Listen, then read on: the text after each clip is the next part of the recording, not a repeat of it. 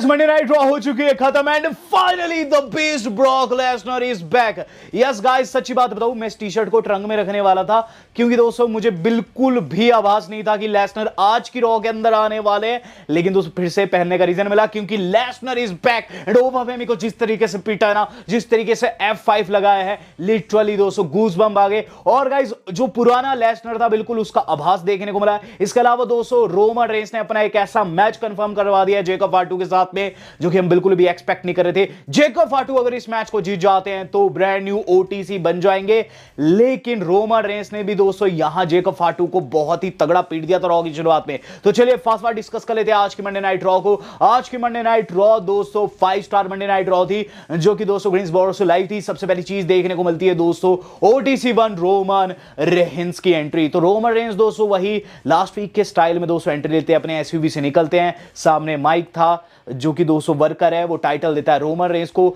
लेकिन अचानक से एडम पेयर्स सामने आ जाते हैं जिनके तेवर लास्ट वीक से बिल्कुल चेंज थे। वो कहते हैं रोमन को, रोमन मेरी बात सुनो, तुमने लास्ट वीक भी मेरी बात नहीं सुनी थी, अगर सुनते तो चीजें ऐसे नहीं होती, जेकब फाटू अभी तक फायर हो चुका होता। तो रोमन पूछते हैं तुम कहना क्या चाहते हो, मुझे तुम्हारी बात सुननी चाहिए थी।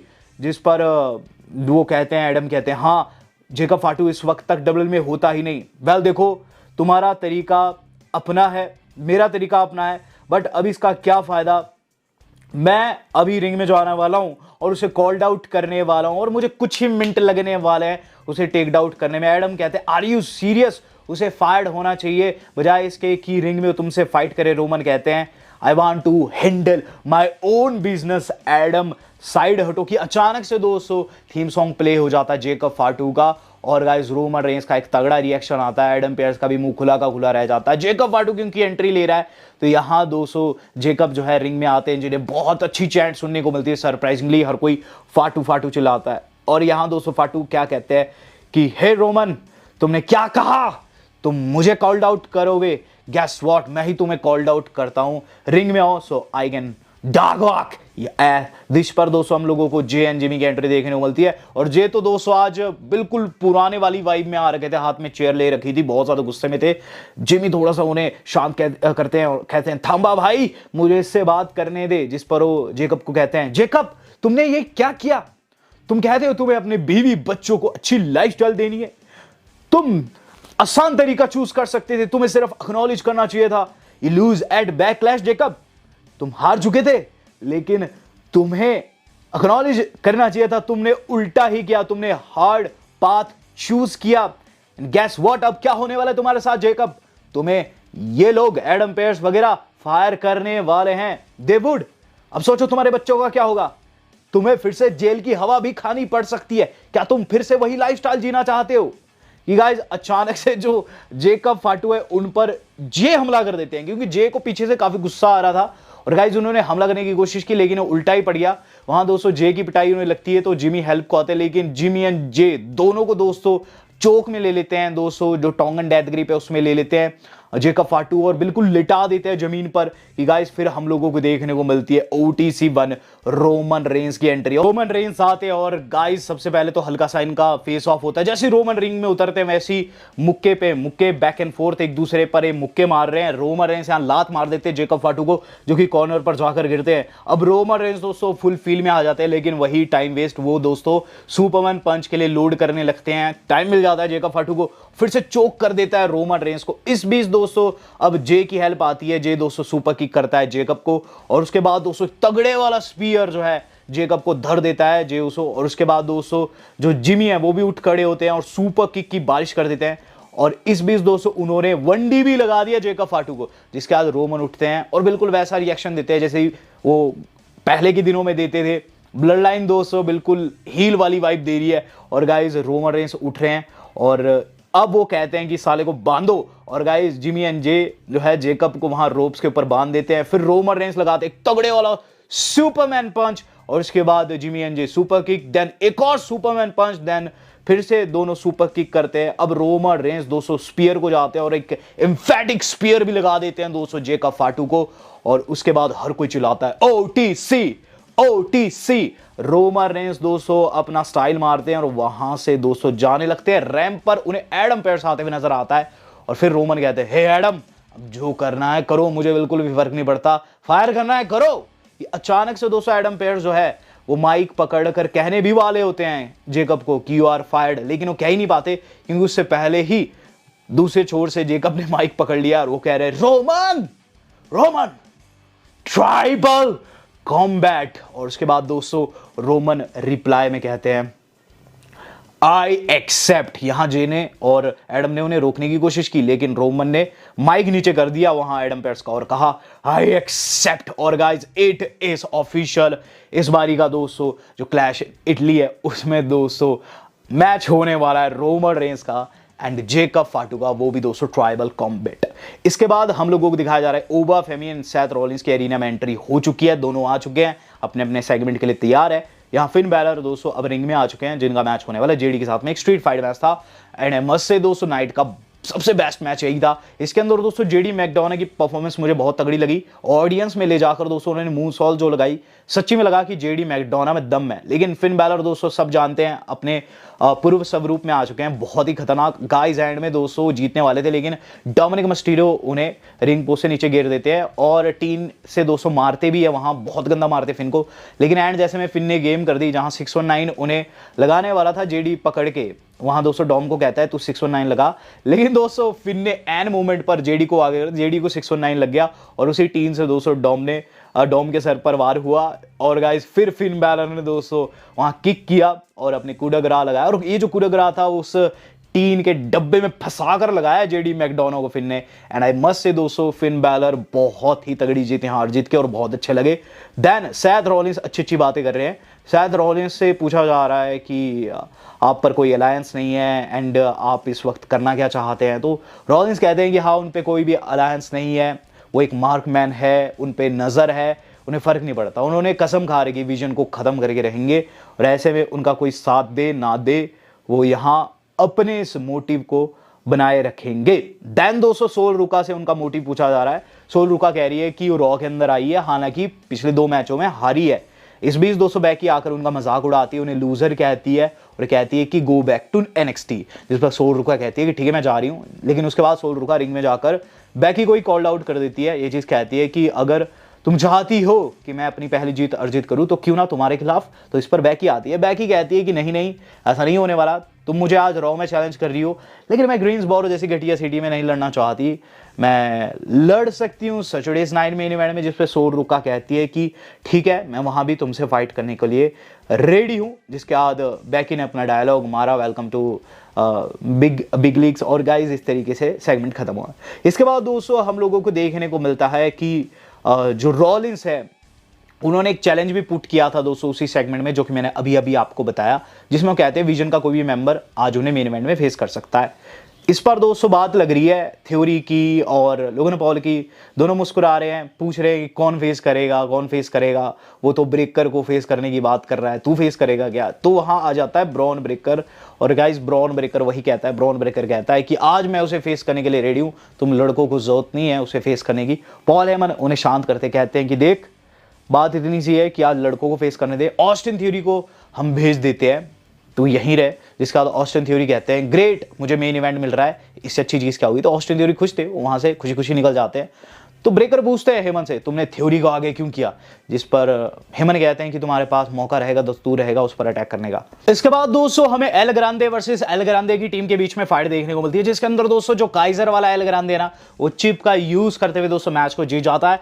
हालांकि मैच बहुत ही तगड़ा था, लेकिन गाइस कहीं ना कहीं जो काइजर है वो यूएसए में हील है, इससे पता चलता है। इसके बाद दोस्तों हम लोगों को देखने को मिलता है जो हेनरी का सेगमेंट, जिसके अंदर फिर से फायर लोगन पॉल गाना गाते हैं, लेकिन इस बार गाना काफी स्वीट था। ध्यान दोस्तों हम लोगों को रोमन रेंस एंड जेकब फाटू का ग्राफिक दिखाया जाता है ट्राइबल कॉम्बैट वाला, जो कि क्लैश डी के लिए कंफर्म हो चुका है। और गाइज इस पर इसके बाद डब्ल्यू वाले ये भी बता देंगे इसके रूल्स क्या होते हैं। सिंपल से रूल है, ट्राइबल कॉम्बैट जो है नो DQ मैच है, लेकिन गाइज इसमें जो जीतता है वो ब्रांड न्यू ट्राइबल चीफ बन जाता है। बस इसी को लेकर सवाल पूछा जा रहा है दोस्तों जिमी एंड जे के ऊपर, और इस पर दोस्तों जे ये कहते हैं कि ट्राइबल कॉम्बैट एक मर्सीलेस मैच है, ये फैमिलीज के बीच में होता है, हमारी फैमिली के अंदर इसका रिवाज है, जिसके तहत जो जीतेगा ब्रांड न्यू ट्राइबल चीफ बनेगा। इट्स क्रेजी कि ये यहाँ कंफर्म हुआ है। मैं इस मैच में ऑलरेडी रह चुका हूं कि अचानक से उन्हें एले नाइट दिखाई देते हैं, एले नाइट कहते हैं कि तुम दोनों क्या कर रहे हो, जिस पर जिमी कहते हैं कि भाई ये सही मूवमेंट नहीं है हमसे बात करने का, लेकिन एलए कहते हैं कि यही सही मूवमेंट है। देख एक टाइम को हम तीनों साथ थे और विजन के खिलाफ हमने मोर्चा खोल रखा था, लेकिन अब तुम ही विजन जैसे बन जाओगे तो कैसे काम चलेगा। एक चीज बता दूं, मैं इस चीज को बिल्कुल भी सहने नहीं वाला हूं। अगर तुम पहले जैसे होने वाले हो तो मैं तुम्हारा दुश्मन हूं। तो यहां दोस्तों एलए नाइट ने बातों में ये चीज साफ कर दी है कि जिमी एंड जे से बिल्कुल भी खुश नहीं है। एंड गाइस आगे जाकर हो सकता है फिर से हम लोगों को एलए ताल ठोकते हुए नजर आए। देन दोस्तों हम लोगों को देखने को मिला ईथन पेज का इंटरव्यू। ईथन पेज दोस्तों इसमें काफी इगोइस्टिक वे में दोस्तों अपने ही क्वेश्चंस जो है वहां कोल के सामने रखते हैं और कहते हैं कि यही सवाल मुझसे पूछ। सवालों में बस यही था कि आप कैसे चैंपियन बनने वाले। तो ईथन पेज ने कहा कि इस बारी का क्लैश इन इटली उनका रहेगा, वो पेंटा का तख्ता पलट करेंगे। देन दोस्तों हम लोगों को देखने को मिल रहा है महिलाओं का मैच। गाइस ये मैच था रॉक्सेन का और गाइस रैक्वल का, जहां टाइटल ऑन द लाइन था। टैग टाइटल पेज एंड ब्री बेला इस मैच के अंदर जीत जाती है। कैसे जीतती है कि लिव मॉर्गन जो कि बार बार इंटरफेरेंस करी थी, उन्हें एंड में जेसिका जो कि रेफरी वो पकड़ लेती है और जाने को कहती है। इसी गहमा गहमे में दोस्तों जो रैक्वल है अंदर टाइटल देती है रॉक्सेन को, लेकिन ब्री बेला काउंटर करके उन्हें रोल अप में ले लेती है और मैच को अपने नाम कर देती है। मैच के बाद जब लिव एंड कंपनी ने अटैक करने की कोशिश की तो बेली एंड दोस्तों उनकी फ्रेंड लायरा आके रेस्क्यू करती है और बैली टू बैली रसीद करती है लिव मॉर्गन को। देन हम लोगों को देखने को मिलता है कि सेथ रॉलिंस टकराते हैं एलए के साथ में। एलए नाइट कहते हैं कि मैं जानता हूं तू क्या कहना चाहता है, तू मेरी हेल्प चाहता है, लेकिन सच तो है कि विजन को तैने खुद ने बनाया है और ऐसे में मैं तेरी कोई भी हेल्प नहीं करने वाला हूं। और ऐसा कहते हुए दोस्तों वो एरिना से चले जाते हैं।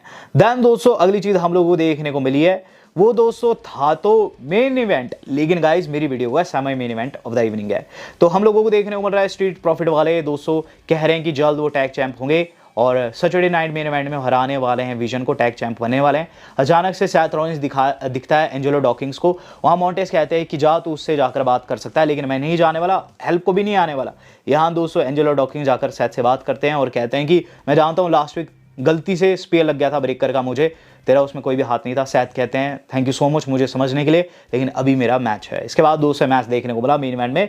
इसके अंदर दोस्तों ऑस्टिन थ्योरी को फेस कर रहे थे सेथ और मैच के एंड जैसे में हमें ये देखने को मिलता है कि लोगन पॉल जो कि बार बार इंटरफेरेंस करे थे, उन्हें दोस्तों रॉलिंस इवेंचुअली मुक्का धर के टेक डाउन कर देते हैं और उसके बाद पैडिग्री लगाकर थ्योरी की पिन भी कर देते हैं। मैच को तो जीत चुके थे, लेकिन उसके बाद दोनों चढ़ जाते हैं। देन एंजेलो डॉकिंग्स बचाने आते हैं रॉलिंस को, लेकिन दोस्तों नंबर गेम होने के चलते उनकी पिटाई होने लगती है। तो मॉन्टेस दोस्तों अपने दोस्त को बचाने आते हैं। मॉन्टेस दोस्तों अपने भाई को बचा भी देते हैं, वहां उन्होंने डाइव भी बहुत तगड़ी लगाई, लेकिन जब वो उठाने लगते हैं ब्रेकर आ जाता है और गाइस एंजेलो को बचाने के चक्कर में इस बारी मॉन्टेस को स्पीयर लग जाता है। और देन दोस्तों रॉलिंस जो है अटैक कर देते हैं वहां ब्रेकर के ऊपर पीछे से, लेकिन ऑब्वियसली नंबर गेम हुआ, स्पीयर लगा दोस्तों। देन ब्रॉन ब्रेकर उन्हें बाहर ले जाते हैं और एक जगह पर दोस्तों स्टील स्टैप से बिल्कुल करियर खत्म करना चाहते थे। वहां दोस्तों थ्योरी एंड लोगन पॉल लिटा देते हैं रॉलिंस को और स्टील स्टैप मारना चाहते थे उनके सर के ऊपर, लेकिन भला एडम पेयर्स का जिन्होंने एंड मोमेंट पर आकर दोस्तों ब्रेकर को रोक दिया। और कुछ इस तरीके से आज की रॉ का सेगमेंट खत्म हुआ है। लेकिन एक्चुअल में जिसे मेन इवेंट होना चाहिए था वो था दोस्तों ओबा फेमी का ओपन चैलेंज। तो ओबा फेमी का दोस्तों ओपन चैलेंज रखा जाता है, जिससे पहले एक टीजर ड्रॉप करता है ओबा फेमी। ओबा फेमी कहता है कि चेंज बहुत ज़्यादा ज़रूरी है, लेकिन लोग डरते हैं चेंज से क्योंकि चेंज से उनके आइडल्स जिन्हें वो पूजते हैं वो ख़त्म होते हैं।